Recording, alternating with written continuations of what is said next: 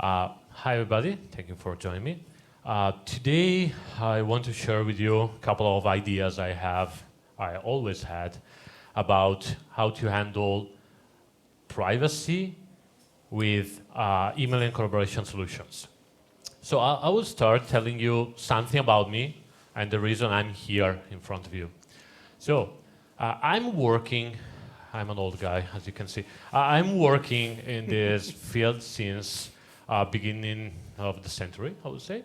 And since the very beginning, I started working with two main topics. First one was privacy compliant. Second one was email and collaboration. To be precise, open source email and collaboration. So that's pretty much everything I did in the last 20 years. That's the reason I was wondering many times how to combine those two very different for, some aspects and very similar for others, technologies and rules. And I would say it's, you can see it as a cycle. Because at the end of the day, you are having, on one hand, email. Email is old. Email is 50 years old. Email, though, is growing. Someone is, and I'm hearing that for the last 20 years, someone is saying email is dying or email is dead for many different reasons. So I heard saying email is dead because we do have new platforms like Facebook, WhatsApp, whatever. But the main point is for having a Facebook account, you do need to have an email account. So for these and many other reasons, like using a tool for professional usage, for business, email today, always been, but is also today one of the most common communication methodology you're using, we are all using. Therefore, we are seeing this growing. And it is the path is saying that it will continue to grow for the next years. On the other hand, we're seeing that not only emails as personal communication is growing, we are also seeing that business emails, as per companies using emails for business purposes, is growing. And the path is for growing the next years. So we need to consider this kind of technology as something that we always been using, we are actually using, and we will use for the next, I would say, at least decade. So it's relevant to understand how to deal with this new technology, because a lot of things is, happening. What is changing, and why I was speaking about a cycle. IT, for the old ones, is easy to understand. For the young ones, maybe it's not. But IT has always been a cycle. Since the very beginning, we moved from centralized systems to personal computer. Then we moved to centralized system again. So it's a cycle that is repeating itself. So where are we today in this cycle? What we are seeing, starting from, I would say, 2005, we are seeing the cloud phase for this cycle, meaning we are moving from a personal computer / on-premise solution toward a cloud solution / VDI solution. So you're not actually having computers with a lot of data today because all those data are somewhere else in the cloud. You're not having a lot of on-premise solution today because everything is somewhere else in the cloud. So first point, what is the cloud? Cloud is not, something ephemeral. Cloud is pretty much somebody else's computer. So what I just said means your data is actually pretty much in somebody else's computer. That's pretty common. Nobody is taking care about that, but could be a problem. Could be a problem for many different reasons. So, first reason is we're seeing this cycle going towards I don't want to say the end, but I mean a kind of mature phase. So we're seeing that in the next 5 years, this cycle will be complete because the vast majority, with a very big V, will be into the cloud, aka in somebody else's computer. So I'm thinking today because, as I said, I'm taking care about email and collaboration, but also privacy. Is that fine? Are we okay with that? Are we taking care enough about that? We are seeing that today 75% is just a number, but it's giving an idea. 75% of your data is actually in somebody else's computer. In the next 3 years, it will be more than 90%. So it's not a little problem, it's, I mean, pretty much the reality.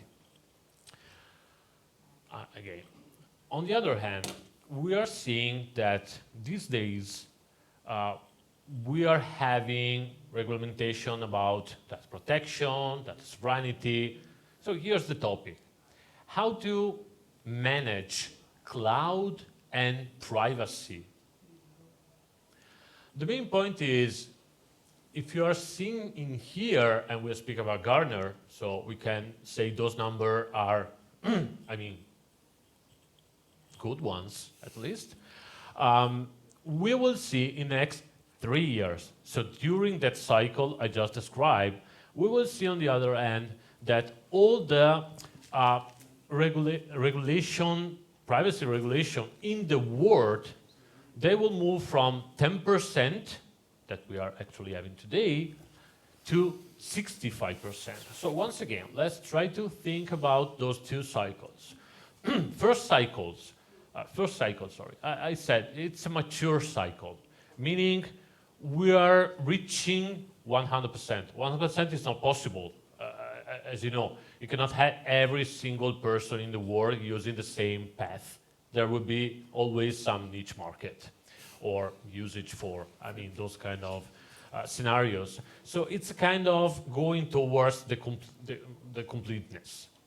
On the other hand, we are seeing this other cycle, the privacy cycle. I mean, people that is starting paying attention about their data. That is a new cycle that is starting, let's say, today. So, being Europeans, we know GDPR very well. The last few years, we are seeing a very strong position in Europe about the sovereignty and the protection. But I mean, the world is big. It's not just about Europe. Therefore, we will see this cycle moving from, let's say, just Europe to other states. So today we are seeing Singapore, we are seeing Canada, we are seeing South America. A lot of new states are starting taking care about their data. That's the reason Gartner is saying we are going to move from 10 to 65%. So we will see those two cycles in the next, let's say, 3 to 5 years that are going towards their completeness. And it's relevant because it means that the vast majority of the organization in the world, they will need to take care somehow about those two cycles. So they will need to consider cloud as an option. They will also need to consider privacy during this software selection or this, I mean, selection in general. It's not just about software, but I mean, we are here today speaking about software, so it's also a matter of software.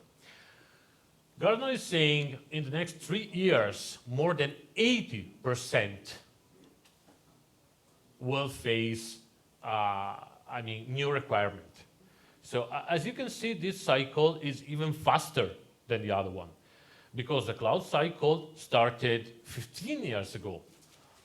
The privacy cycle started few years ago, but it will reach some kind of completeness in a shorter period. When a cycle is faster, usually it's because it's stronger. I mean, there's more attention, And in this case scenario, another interesting difference is the cloud cycle is more led by, let's say, private companies, while the privacy cycle is more led by, states, countries. So it's also stronger because it's not related to money, it's related to people, it's related to personal data.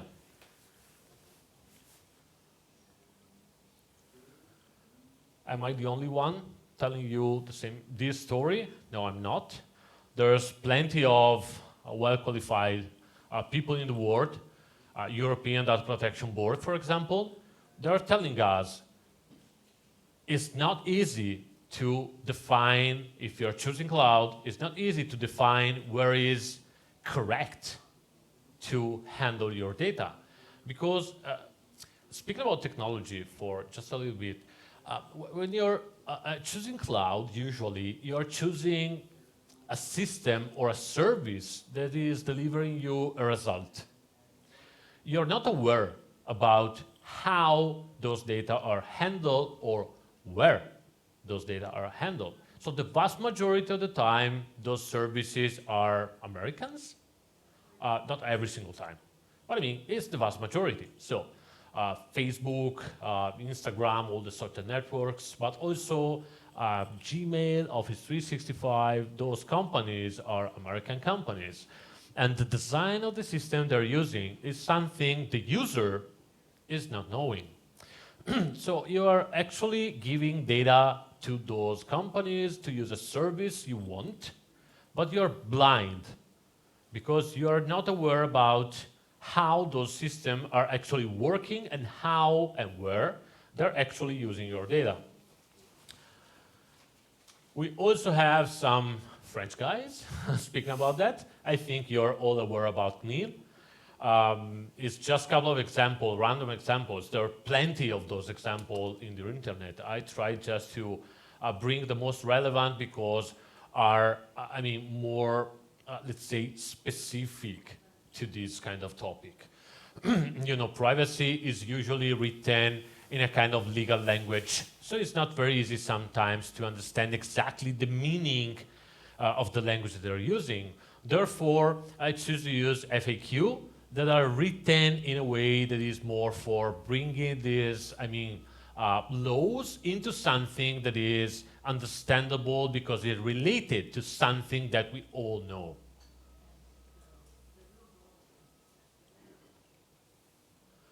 So here are the main point. We are having those two cycles, and we're seeing every single one of those is growing and is reaching its maturity in the next years. But how we can try to converge those two needs? Because on one hand, we do need some cloud because of a bunch of different reasons, costs, flexibility, whatever. On the other hand, we don't want to give away our data, and we don't know what they're doing with our data. I think you are all aware about data monetization. So it's common to read around sentences like, if they're giving you something for free, you are the product, okay? It means the company that is providing you the service for free, it has some commercial purpose for doing that. Because at the end of the day, being a company, they need to make money. So if they're not making money on the service they're giving to you, they're making money on something else, usually your data. That's fine, or could be fine, if you are, first of all, aware. Second of all, if you are a private person. It's your data. So your choice, no problem. The main problem we will have in the next future, and the main point about this question, is not for personal data, it's more for companies' data or for gov data. That is even worse, because at the end of the day, being in the public sector, as a gov agencies or healthcare agencies, whatever, they're not actually giving away their own data. They're giving away your data without your permission. So that's the tricky part, and the part where we need to reconcile privacy with cloud. So the final question here is that relevant in the same way for everyone? I don't think so. As I said, it's very different for, personal data or individual data rather than for, gov agencies or healthcare or, other kind of companies. Therefore, is there here in this room someone from the public sector, gov agencies, I don't know, healthcare, whatever? This one is one of the most interesting sector, or at least one of the sectors that need to pay more attention in this kind of privacy-related regulations, because, as I said, they're not actually using only their data. They're using their citizens' data, their users' data. So that's one of the main points for GDPR and all the other regulations, where they're trying to create rules mainly for this kind of scenarios. They're trying to create rules or best practice for the ones that are treating sensible data. They're treating data that are about someone else. Another specific kind of company, for example, are regulated company, regulated enterprises. There's many different kind of regulation about enterprises, and it is usually depending on what the enterprise is producing. Could be aerospace, could be weapon, could be finance, fintech. There's a bunch of those. Depending on the country, there are specific rules about this, because those data are more sensitive than others. And you don't want those data are, going freely everywhere in the world without knowing where those data are. And for this reason, we also have some rules about how you can, ask to the company or ask to your healthcare provider, whatever, to handle your data. So another problem they will have, or you will have eventually, is how to be compliant with those regulations that are asking you, for example, to guarantee something like right to be forgotten. So a citizen or, someone that gives you his data is able to ask you to remove that data from your system. So if you're using a system you're not in control in, are you actually able to tell you can remove those data? I don't think so. Last but not least, service provider.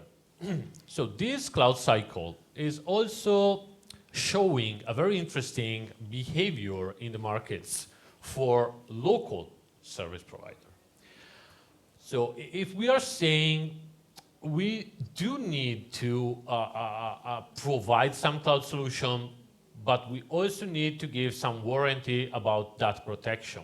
One of the options we have is to look into the local cloud provider that are able to provide to you the service with a warranty of being compliant with some of those regulations. So, this is the actual, it's not a full list, but it's representing the actual offer for services through hyperscale service provider like Google, Microsoft, Zoom, whatever. Every one of us is using those services. The main point is every one of us aware how those services are handling the data we're giving to them? And more important, is that the only chance we have to consume those kind of services, or do we have other choices with a kind of warranty about how those data are handled?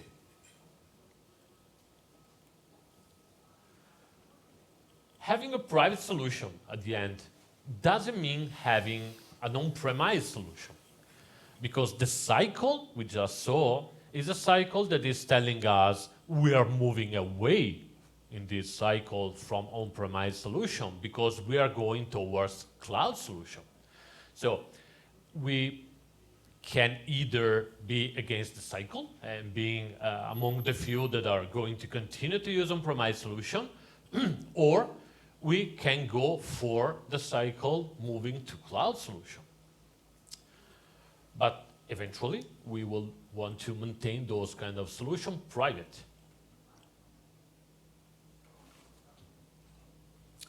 Those are the three main options we have for considering how to handle our data. So we can choose a private cloud provider where even though we are using someone else's computer, at the end of the day, cloud is someone else's computer. I'm stressing the point, but I mean, it's very important to me. We can choose a private cloud solution because even though we are on someone else's computer, as I said, we have control on that infrastructure. So we will have control on how those data are handled and where those data are in the world, because we choosing the private cloud provider where to put those data. So we can be compliant, speaking about data sovereignty at least, we can be compliant knowing which country is the country we choose for putting our data. For sure, we can have a private infrastructure on a public cloud.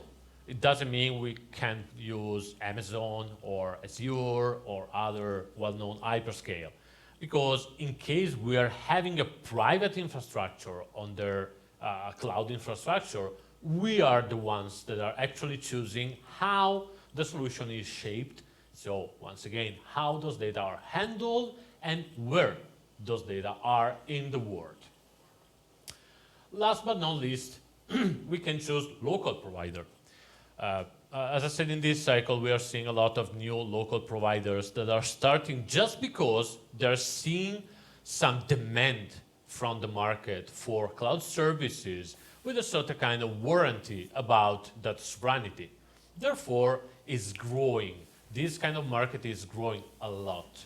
And because the cloud cycle is reaching completeness, that pie we saw is not just about American hyperscale provider.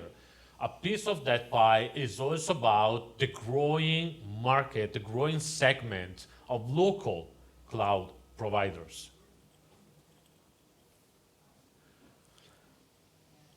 What about security?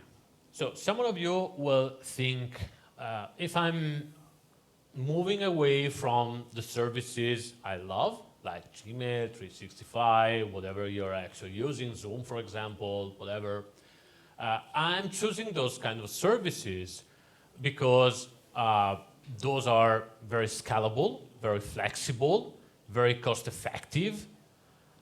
So do I need, for having more security, to have less scalability or less flexibility or a higher cost? Is that my trade-off in this kind of choice? No, it's not. There's plenty of different choices you can have for having private solutions that are going to provide to you the same kind of service, the same kind of scalability, the same kind of flexibility for the same kind of price.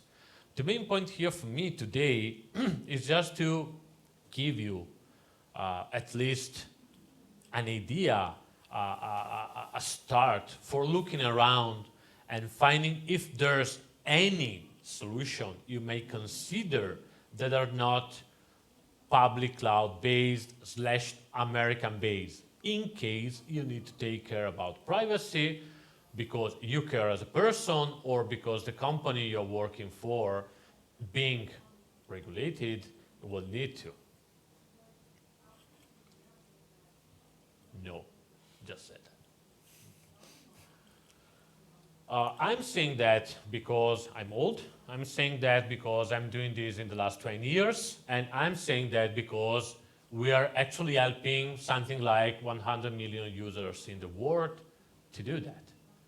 I mean, it's doable. It's not about a small piece of the pie. It's not about a niche. It's not about a few group of nerds that want to maintain control on their data. It's a trend. It's a growing trend. And it's something that today, from that number we saw, we are speaking about billions of users, a small piece of those users are users we know personally, we help personally to achieve a service that is what they want, with a privacy approach that is what they need, because they need to, to follow the rules their state is, asking them. It's a data after all, so that's important. It's either meaning you can choose. So if you want to give your data to Google, it's fine, it's your data, if it's your data. It also means you need to take care about your stuff, your whatever. When I was young, mom was saying, you need to take care about your bicycle, you need to take care about your shoes, you need to care about whatever. I'm saying here, even though I'm not your mom, you need to take care about your data, because it's your data. Once you give those data to someone else without control, it's not your data anymore, it's their data. If you want to see one possible scenario where you can solve those kind of issues and being privacy compliant, using client solution, or choosing to deploy the solution where you choose, I'm using choose a lot of time. I know I want to use choose a lot of time because it's all about choices. That's it, guys. So it's your data. Take care. Thank you.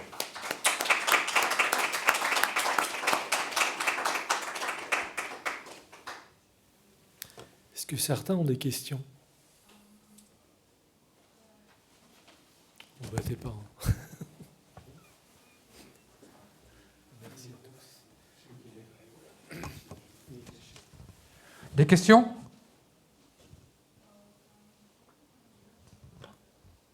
So maybe I have a question. It was quite clear what to talk about privacy, but frankly speaking, what are you selling? What are we What selling? is your business? What is our business? We are helping people. Well, we are a company that is, since 2010, producing solutions for email and collaboration. And when I say solution, I mean private solution. So everything we saw here today was pretty much what I'm doing, because I'm trying to combine being private with providing services, a full set of services, full set of functionalities. So the straight answer is an alternative to Gmail and Office 365 that is giving you the chance to control your data and to be compliant with your country's rule.